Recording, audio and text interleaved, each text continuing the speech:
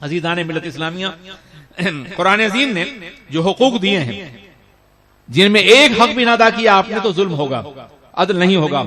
उसमें हक़ुल हयात है, जिंदगी का हक। हर आदमी को जिंदा रहने का हक है। दुनिया के किसी भी फर्द को, दुनिया की किसी भी ताकत को, दुनिया के किसी भी इंसान को किसी की जिंदगी सल्ब करने का हक नहीं है। मौत बिलाशुबा अल्लाह के फैसले से आती है, लेकिन मौत का जो सबब बनता है वो जालिम है और अदल के निजाम से इनहराफ करने वाला है। हक़ुल हयात। क्या दुनिया के किसी दस्तूर में और ज़ाब्ते में इस कदर वजाहत के साथ जिंदगी का हक दिया गया है? क्या कुरान अज़ीम ने इरशाद फरमाया है कि मन कतल नफ्सन बगैर नफ्सिन फसादिन फिल अर्द फकन्नमा कतल अन्नास जमीआ, जिसने किसी जान को बिला वजह के कत्ल किया है उसने पूरी इंसानियत कत्ल किया है। एक कत्ल को पूरी इंसानियत की कत्ल क्यों करार दिया गया? इसलिए कि फर्द इंसानियत का जुज है। अगर फर्द पे जुल्म होगा तो पूरी इंसानियत पे जुल्म होगा। आप जानते हैं ना, इमाम अहले सुन्नत ने फरमाया है कि एक कतरा पूरे समंदर को, दरिया को रिप्रेजेंट करता हुआ नजर आता है। तो तेरा कतरा, तो मैं अर्ज करना चाहता हूं कि ये कतरा एक कतरा पानी के अंदर वो सारी खुसूसियात हैं जो उसका तजिया कीजिए जो पूरे समंदर के अंदर है। एक इंसान के अंदर इंसानियत की पूरी खुसूसियात हैं जो पूरी इंसानियत के अंदर है। इसलिए एक इंसान को कदर करना, पूरी इंसान को कदर करना है। और जो एक इंसान को बचाता है पूरी इंसान को बचाता है। इससे बेहतर निजाम कहीं देखा है आपने?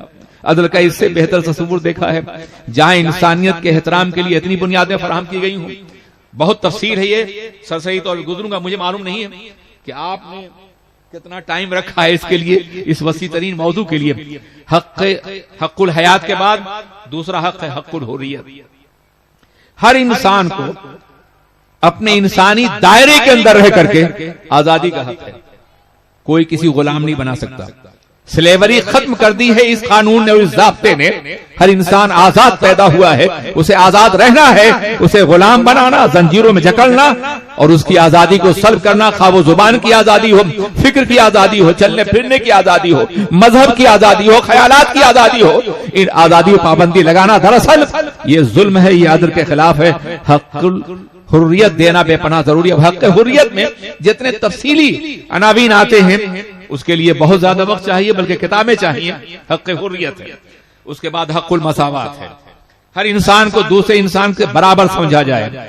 वो पहला मजहब है इस्लाम जिसने मसावात का तसव्वुर दिया है और जिसने दुनिया को यह बताया है कि कुल्लुकुम मिन आदम व आदम मिन तुराब, तुम सब आदम की औलाद हो, आदम को मिट्टी से पैदा किया गया था। ला फज़ल अरबीन अला अजमीन वला अजमीन अला अरबीन ला बित्तक़वा, किसी अरबी को अजमी पर और किसी अजमी को अरबी पर कोई फजीलत नहीं है मगर सिर्फ तक़वा की बुनियाद पर। एक मकाम पर नहीं, कितने मकाम फरमाया गया कि तुम्हें एक जान से पैदा किया गया है।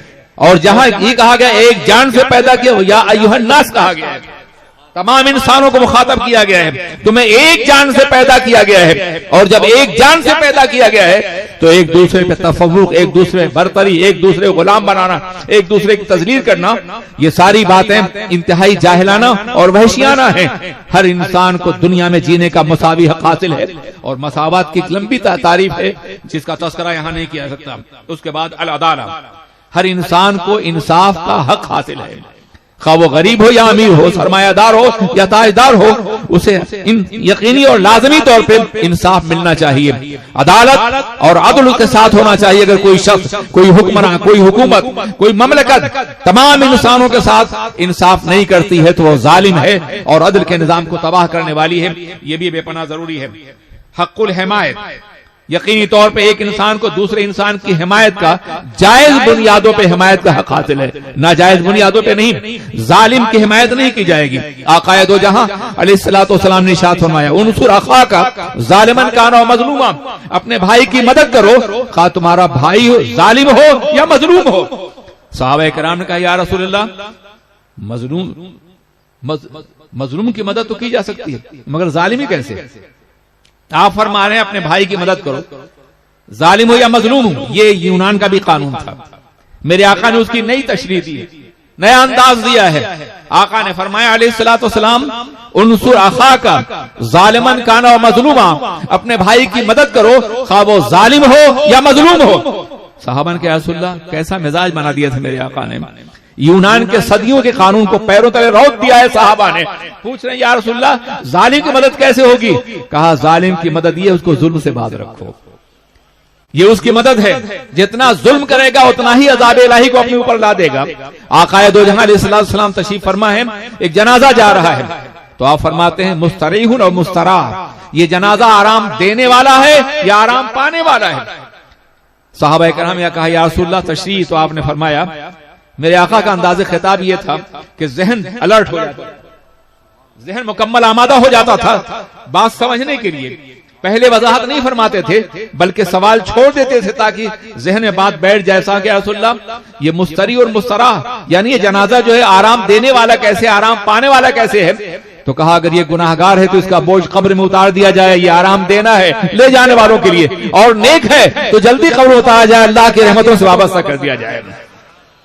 अजीजान मिल्लत इस्लामिया, उसके साथ साथ हक व हिमायत की ताज़ीम, यानी अगर कोई शख्स मुअज़्ज़ब हो रहा हो तो उसके खिलाफ उठना और उसकी बाज़ाब्ता तौर पर उसके खिलाफ उठना और आवाज बुलंद करना और उसका ताउन करना ये बेपनाह जरूरी है।